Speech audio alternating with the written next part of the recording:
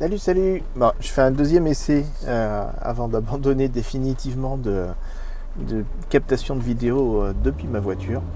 Ça m'arrive pas très souvent d'avoir à prendre la bagnole, mais là en ce moment c'est pas mal le cas.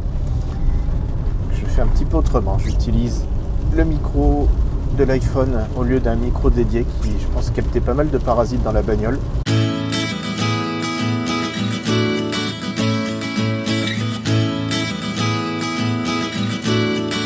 Je voulais faire un rapide retour par rapport au premier tour des élections. J'avais fait une vidéo il y a quelques jours à propos des démarches Big Data, d'analyse prédictive des élections en fonction de l'activité sur les réseaux sociaux.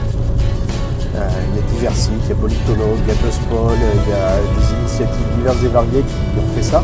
Le premier tour a été, malgré un côté extrêmement incertain, une grosse revanche des instituts de sondage classiques, puisque les instituts de sondage se sont à peu près pas plantés. Le duel final Macron-Le Pen qui était annoncé a bien lieu. Et tous les instituts Big Data qui, eux, en fait, estimaient deux choses, c'est-à-dire, premièrement, Le Pen largement sous-estimé et Macron largement surestimé, se sont votés lamentablement. Le scénario annoncé qui pouvait porter une Le Pen à 30% et Macron à 17, 18 et pas du tout en tête comme ça a été le cas. Voilà, ça a été une prédiction qui s'est avérée complètement fausse et sur lesquelles on a pas mal de leçons à tirer. Alors comme d'hab, de la même manière que c'était extrêmement imprudent de prendre le Big Data comme étant la source d'information ultime, sous le prétexte il y a eu du Big Data qui a prédit Trump, ou il y a eu du Big Data qui a prédit le Brexit. Preuve en est qu'il n'y a pas de règle absolue et que toute la prudence s'impose, et surtout le fait de recouper différents trucs. Parce qu'en fait, dans le Big Data, il n'y avait pas que des informations complètement déconnantes. Le fait d'avoir un Fillon pas si mal placé que ça et qui est collé à un Mélenchon, c'était des choses qu'on retrouvait. En fait, il y a eu, je pense, une caractéristique dont il faut maintenant réfléchir, essayer d'en tirer une leçon. C'est que l'activité sur les réseaux sociaux en termes de fans, donc il y a un côté implication assez fort, le fait d'aimer une page, qui est assez différente de la réalité des élections. On peut avoir des populations extrêmement militantes et effectivement les fans entre guillemets du Front National, de Le Pen peuvent faire partie de ça avec un côté très engagé en disant voilà, je veux faire avancer ce mouvement-là. Et à côté de ça, des espèces de poches entières de populations qui sont très neutres par rapport à ça, qui souvent ont pu se décider à la toute dernière minute sur qui ils vont voter. Ce type d'offre politique attire peu de monde d'un point de vue réseaux sociaux, puisque le constat était que sa campagne web et réseaux sociaux n'a pas été un grand succès. Tous les indicateurs de Big Data montraient que les fans de Macron étaient beaucoup moins présents, beaucoup moins actifs que pouvait l'être une Le Pen, un Mélenchon. Il y a une force incroyable de la part du mouvement de la France Insoumise sur les réseaux sociaux, avec un Mélenchon lui-même très actif sur YouTube, etc. Là, on n'avait rien de tout ça. On avait plus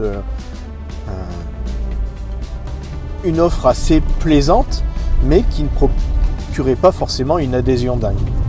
Et donc, il y a une conséquence qu'on peut en tirer en termes d'exploitation des réseaux sociaux, qui est de se dire qu'on ne peut pas se reposer sur l'activité réseaux sociaux pour ce genre de candidat. Quelque part, c'est un peu rassurant de se dire que des indicateurs fiables doivent être en recoupant diverses sources et pas simplement s'appuyer sur une. Et que même si les réseaux sociaux sont très présents dans la vie de beaucoup, ils ne sont pas présents dans la vie de tous. Et surtout, ils représentent une forme d'adhésion qui n'est pas un vote du bout des lèvres qu'on peut avoir à la dernière minute. Donc voilà, je pense qu'on n'a pas fini de tirer des leçons de ces éléments-là. En général, ceux qui sont impliqués et sont mouillés à faire une prédiction Big Data au premier tour disent être incapables de faire une prédiction au deuxième tour. Pourquoi? Parce qu'en se reposant sur l'activité des réseaux sociaux, ils arrivent à des projections Le Pen 70, Macron 30. Et bon, voilà, sans préjuger absolument de se dire que c'est gagné pour Macron, on peut dire qu'un scénario où Le Pen aurait 70% n'est pas un scénario réaliste du tout. Ce qui rétrospectivement d'ailleurs est une preuve que ces indicateurs Big Data étaient un peu déficients. En revanche, je pense que sur les législatives, ce serait intéressant de voir quels sont les progrès que vont faire ces instituts. Et puis un petit regret à titre perso, c'est que je trouve que plutôt que de faire une guerre des instituts de sondage versus la démarche Big Data, je pense que ça serait super intéressant de voir ces deux mondes qui se rapprochent, qui convergent. Mais bon, voilà, le côté ubérisation ne marche pas comme ça malheureusement, sinon on n'aurait pas des batailles comme on a actuellement des taxis contre le Uber par exemple. Et il y a fort à parier que ce n'est pas demain que les instituts de sondage traditionnels vont chercher à fusionner avec ces offres Big Data. Surtout qu'en ce moment ils sont plutôt triomphants à se dire que c'est eux qui ont la vérité. Et la vérité, comme souvent, est, me semble-t-il, bien plus complexe que ça. Bon allez, je te laisse, à très bientôt, ciao.